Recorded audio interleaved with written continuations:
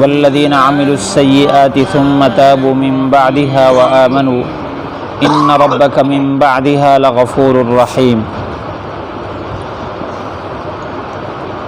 اور وہ لوگ جنہوں نے برے اعمال کیے پھر توبہ کر لی اس کے بعد اور ایمان لائے، بے شک تیرا رب اس توبہ کے بعد البتہ بخشنے والا رحم کرنے والا ہے۔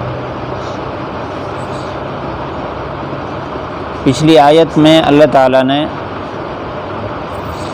گناہوں کی دنیا کی اور آخرت کی سزا کو بیان فرمایا کہ جن لوگوں نے بچھڑا بنایا اور اس کی پوجا شروع کی، سینالہم غضب من ربہم، کہ اللہ کا غضب ان پر پہنچا اور دنیا کی زندگی میں ان کے لیے ذلت ہے۔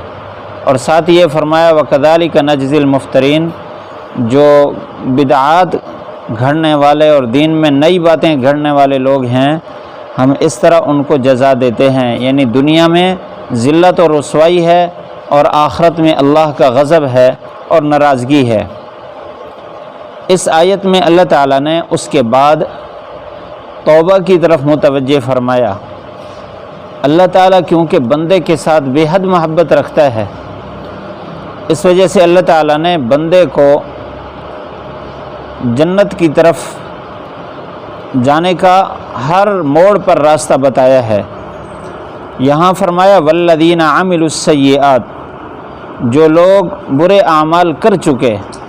السیئات میں سیاق و سباق سے معلوم ہوتا ہے کہ یہاں تمام قسم کے گناہ مراد ہیں۔ اگر پہلے انسان کافر ہے یا شرک میں مبتلا رہا ہے یا گناہ کبیرہ کا مرتکب رہا یا صغیرہ گناہ اس سے ہوتے رہے، لیکن ثم تابوا، ان سب کے بعد اس نے توبہ کر لی، اس توبہ کی برکت سے اللہ تعالیٰ پچھلے سارے گناہ معاف فرما دیتا ہے۔ ایک روایت میں ہے حضرت عبداللہ ابن عمر، بلکہ حضرت عمر بن عاص رضی اللہ تعالیٰ عنہ حضور صلی اللہ علیہ وسلم کے پاس آئے، عرض کیا اللہ کے رسول صلی اللہ علیہ وسلم اپنا ہاتھ بڑھائیے، میں آپ کے ہاتھ پر ایمان لانا چاہتا ہوں۔ حضور صلی اللہ علیہ وسلم نے جیسے آگے ہاتھ بڑھائے انہوں نے ہاتھ پیچھے کر لیے۔ عرض کیا اللہ کے رسول میری ایک شرط ہے، اگر وہ شرط پوری ہو تو پھر میں بیعت کروں گا ایمان پر۔ آپ نے فرمایا کیا شرط ہے؟ عرض کرنے لگے کہ میں شرط پر توبہ کرتا ہوں کہ پچھلا میرا جو کفر اور شرک ہے یہ سارا کا سارا معاف ہو جائے، اللہ تعالیٰ معاف فرما دے۔ حضور صلی اللہ علیہ وسلم نے فرمایا کیا آپ کو علم نہیں ہے کہ اسلام پچھلے سارے گناہ ختم کر دیتا ہے؟ کفر سے اسلام کے داخل ہونے کے بعد اسلام کی برکت سے پچھلے سارے گناہ معاف۔ اسی طرح ہجرت بھی پہلے سارے گناہ صاف کر دیتی ہے، اور حج بھی جو نیک نیتی سے کیا جائے وہ بھی پچھلے سارے گناہ مٹا دیتا ہے، کیونکہ یہ تین اعمال یہ بہت بڑے اعمال ہیں، اس سے انسان کے دل میں آہوزاری، انکساری اور توبہ کی پوری کیفیت ہوتی ہے۔ تو اللہ کے نبی صلی اللہ علیہ وسلم نے ان پر پچھلے گناہوں کی معافی کی خوشخبری سنائی ہے۔ لیکن جو آدمی توبہ کرتا ہے وہ توبہ ان اعمال کے بغیر بھی توبہ کا دروازہ کھلا ہے۔ جو آدمی توبہ کرتا ہے تو اس توبہ کی برکت سے اس کا بڑے سے بڑا گناہ معاف ہو جاتا ہے۔ ثم تابوا من بعدها، ان گناہوں کے بعد اس نے توبہ کی، وآمنوا، اور ایمان لایا۔ اب توبہ کے بعد ایمان کا تذکرہ ہے۔ مفسرین فرماتے ہیں وہ حالیہ ہے، اس کا مطلب ہے کہ اس کی جو توبہ ہے وہ ایمان کی حالت میں ہو، ایمان ہو پھر توبہ کرے تو وہ توبہ معتبر ہے۔ اگر ایمان نہیں ہے پھر توبہ کہتا ہے وہ توبہ معتبر نہیں۔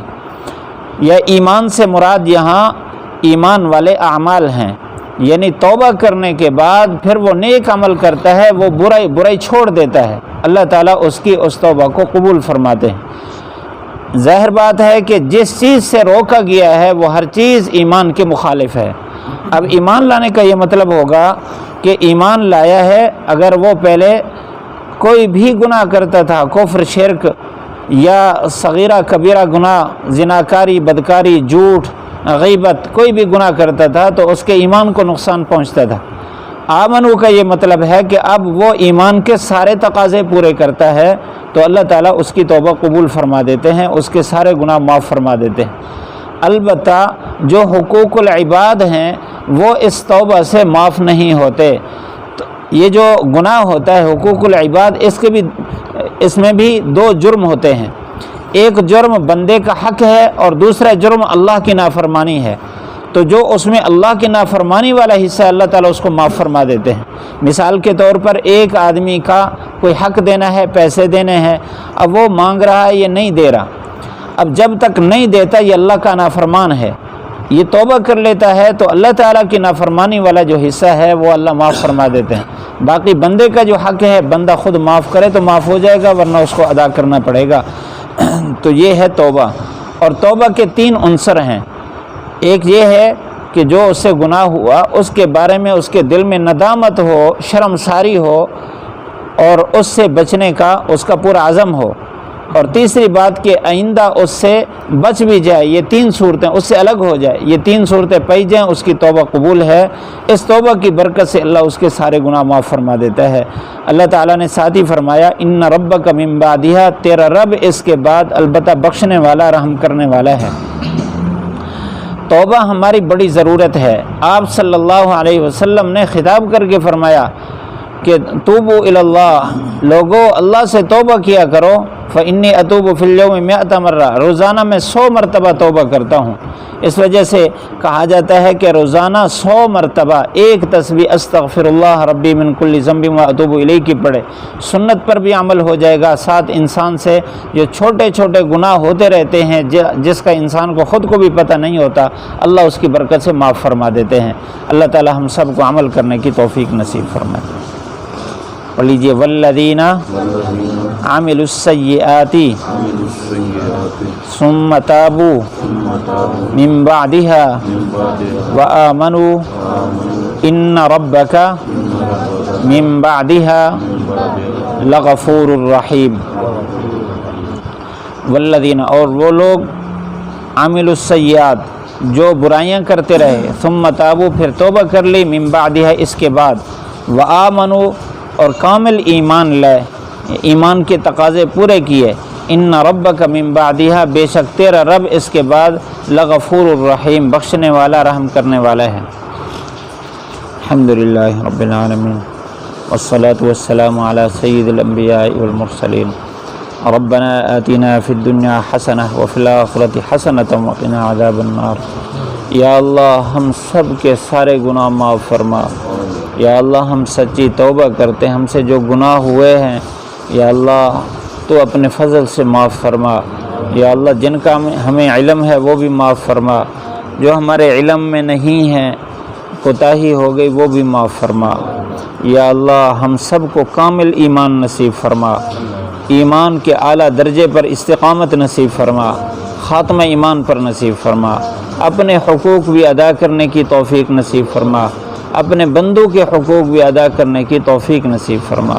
یا اللہ فضل و کرم فرما، عافیت فرما، ہر قسم کی پریشانیوں سے، مصائب سے، آفات سے، آلام سے محفوظ فرما۔ جتنے مسلمان بیمار ہیں سب کو صحت، تندرستی، عافیت نصیب فرما۔ ہم سب کی دنیا آخرت کی ضرورتیں پوری فرما، دنیا آخرت کی ذلت اور رسوائی سے بچا، خاتمہ ایمان پر نصیب فرما۔ ربنا آتنا فی الدنیا حسنہ وفی الآخرۃ حسنۃ وقنا عذاب النار۔ وصلی اللہ تعالی علی خیر خلقہ محمد وآلہ وصحبہ اجمعین۔